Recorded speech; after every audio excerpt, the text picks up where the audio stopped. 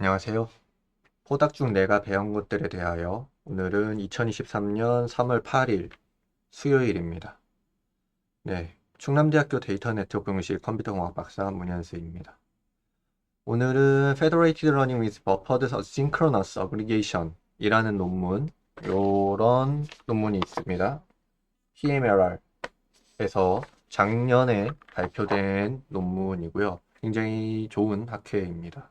저기에서 발표된 논문 중에 Asynchronous Federated Learning이라는 연구 파트가 있습니다.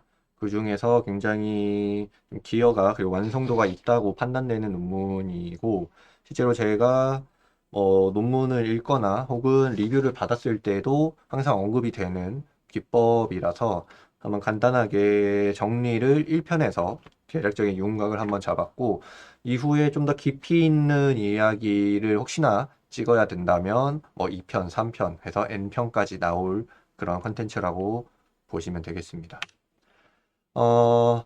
이제 이거는 Asynchronous Federated Learning or Heterogeneous Device Survey라는 논문이 있습니다. 웹에 공개되어 있는 논문에 이제 연합학습의 병합이 크게 두 가지 방법으로 이루어진다라고 이제 서베이에서 알려주고 있고, 사실 서베이가 굳이 아니더라도 일반적으로 연구자들이 이 방법론을 이제 제안하고 연구하고 알고리즘 Asynchronous Federated Aggregation 알고리즘을 이제 제안하는 연구가 꽤 많이 있었습니다. 이거 서베이 나오기 전에도 서베이가 나왔다는 건 당연히 그 연구가 있으니까 서베이에 들어온 거죠. 기본적으로 Federated Average 같은 그런 알고리즘은 동기적으로, 그러니까 모든 클라이언트들이 동기적으로 동작합니다. 무슨 말이냐면 이 그림에서 잘 보이는데, 4개의 클라이언트가 학습이 끝나더라도, 이게 오른쪽 이게 가로축이 시간이에요. 학습이 끝나더라도 모든 클라이언트가 학습이 끝날 때까지 대기해야 해요. 그렇죠? 이게 기본적인 Synchronous Federated Aggregation입니다. 그러면 성능이 빠른 디바이스들, 성능이 빠른 클라이언트들은 결국 가장 느린 클라이언트가 학습을 완료할 때까지 대기해야 되는 거죠. 결국 대기 시간이 늘어난다는 단점이 있습니다. 그리고 가용이 불가능할 수도 있고, 근데 이게 느린 클라이언트라는 거가 단순히 리소스, 즉 컴퓨팅 자원이 낮아서 별로 없어서 느릴 수도 있고, 혹은 데이터가 많아서, 즉 빅데이터 클라이언트라서, 빅 클라이언트라서 느릴 수도 있습니다. 그래서 여러 가지 이유로 학습이 어쨌든 늦게 끝나는 클라이언트가 있을 수 있기 때문에, 즉 헤테로지니어스한 환경이기 때문에 항상 발생하는 문제입니다. 그래서 Asynchronous Federated Aggregation에서는 연합학습에 연합 병합을 할 때 그냥 바로바로 학습이 완료돼서 올 때마다 병합하는 거를 이제 Asynchronous Federated Aggregation이라 하고, 그래서 결국 매 클라이언트가 학습이 끝날 때마다 글로벌 모델이 서버에서 이제 업데이트되는 구조를 가지고 있습니다. 하지만 살짝 문제가 있는데, 이렇게 되면 가장 마지막에 병합한 클라이언트의 로컬 모델에 굉장히 바이어스가 많이 걸려요. 왔다 갔다 하는 거죠, 결과가. 그래서 이런 문제가 있고, 그래서 이 논문에서는 버퍼드 해서 한번 버퍼드 한 다음에 이제 버퍼를 쌓으면서 버퍼를 채우고, 버퍼가 차면 어그리게이션, 세큐어 어그리게이션을 하자라는 게 이 논문의 핵심 기여 중 하나입니다. 그래서 결국에는 비동기 연합학습이 필요한 이유는 이제 스케일러빌리티, 즉 규모 확장성 때문에 연합학습에 참여하는 클라이언트가 수백만에 달할 수 있으니까, 그러면 결국 모든 클라이언트나 혹은 클라이언트 선택된 학습에 참여하도록 선택된 클라이언트가 전부 다 학습을 완료할 때까지 기다리기가 현실적으로 어렵다라는 거를 지금 말하고 있고, 그런 문제가 있고, 그리고 결국 이 현실적으로 불가능한 결정적인 이유는 클라이언트별로 자원이 다른, 즉 헤테로지니어스한 클라이언트이기 때문입니다. 아까 얘기했던 빅 클라이언트처럼 데이터가 다르거나 컴퓨팅 리소스의 속도가 다르거나, 혹은 활용 가능한 네트워크 밴드위스가 다르거나, 스피드, 속도가 다르거나, 스테일러빌리티, 즉 안정성이 다를 수 있습니다. 그리고 당연히 연합학습이다 보니까 이제 개인정보 보호도 되지만 동시에 연합학습에서도 개인정보 누출이 사실 가능하거든요. 인퍼런스 어택이라는 몇 가지 공격 모델이 있습니다. 뭐 ML 세큐리티에 들어가 보면. 그래서 이런 것들, 이 규모 확장성과 프라이버시를 모두 이제 만족하는 모델로서 이 논문이 페드버프라는 거를 제안합니다. 즉, Federated Aggregation, 즉 연합 병합인데 버퍼드 된 어싱크러너스 어그리게이션을 하자.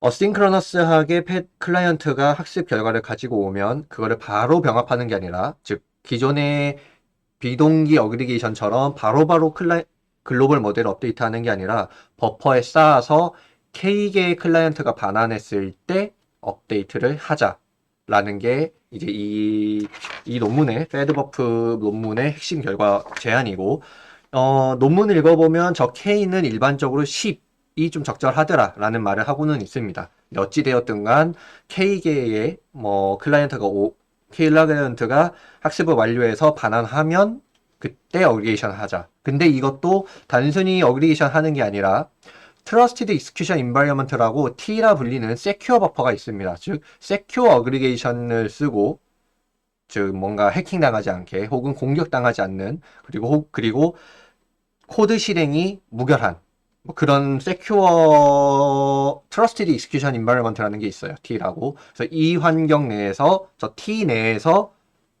어그리게이션을 하자.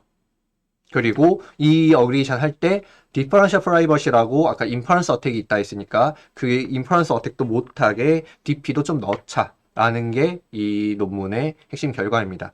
그래서 T라는 것도 이미 있고 DP도 이미 있고 있으니까, 그리고 어싱크러너스 어그리게이션도 이미 있는데 그거를 K개로 버퍼드하게 세큐어 어그리게이션을 with DP, 그래서 이 세 가지의 항목들을 적절하게 조합해서 굉장히 논리적으로 잘 푼 논문이라고 할 수 있겠습니다.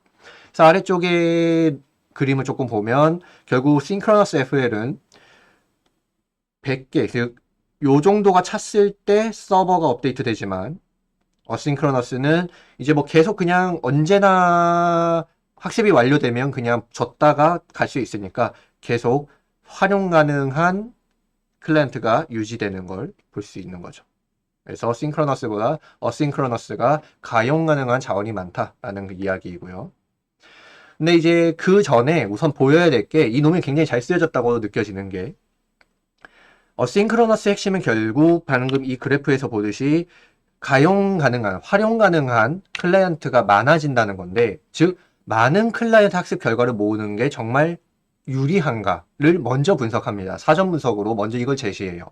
즉 사실 상식적인데 많은 클라이언트는 곧 많은 데이터셋이고, 많은 데이터셋은 곧 수렴이 빨라질 수 있다는 걸 의미합니다. 근데 이거를 실험으로 보인 거죠. 즉 concurrently training users, 즉 동시에 학습하고 있는 유저가 많아지면, 즉 X축이 이 오른쪽으로 가면 커뮤니케이션 라운드, 즉 연합학습의 라운드 수가 급격하게 줄어갑니다. 그렇죠?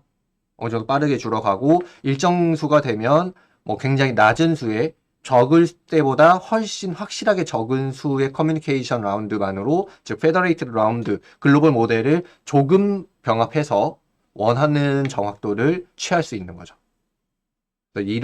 즉 학습에 참여하는 클라이언트가 많아지면 많아질수록 우리에게 유리하다. 즉 특정 정확도를 달성하기에 유리하다라는 걸 먼저 제시하고 있고, 하지만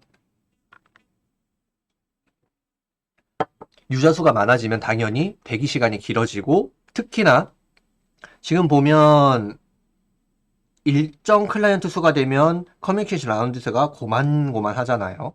근데 이거를 실제 리얼월드에서는 판단하기 어려우니까, 싱크러너스에서는 이쪽으로 오른쪽으로 가면 갈수록 대기 시간이 쭉쭉 길어지는데, 어싱크러너스는, 특히나 버퍼드 어싱크러너스에서는 그냥 일정 수만큼 잘라서 계속 업데이트를 할 테니까 이 커뮤니케이션 라운드를 진행하는 시간 자체가 줄어들게 됩니다. 뒤쪽에 결과가 있어요.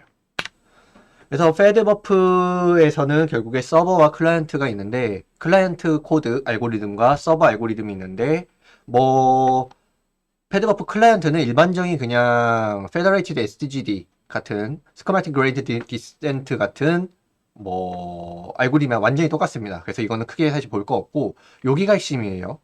근데 여기서도 파란 음영은 T라는 즉 아까 Trusted Execution Environment에서 Differential Privacy를 던지는 파트이고 즉 다른 연구들을 적절하게 잘 활용한 파트이고 이 여기서 핵심은 결국 K개를 모아서 글로벌 모델을 업데이트하자. 요게 핵심인 거죠. 어싱크로너스하게 즉 어싱크로너스하게 돌아가되 K개만큼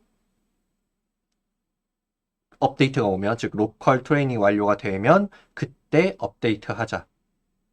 여기에 DP와 T를 넣어서 라는 게 핵심입니다.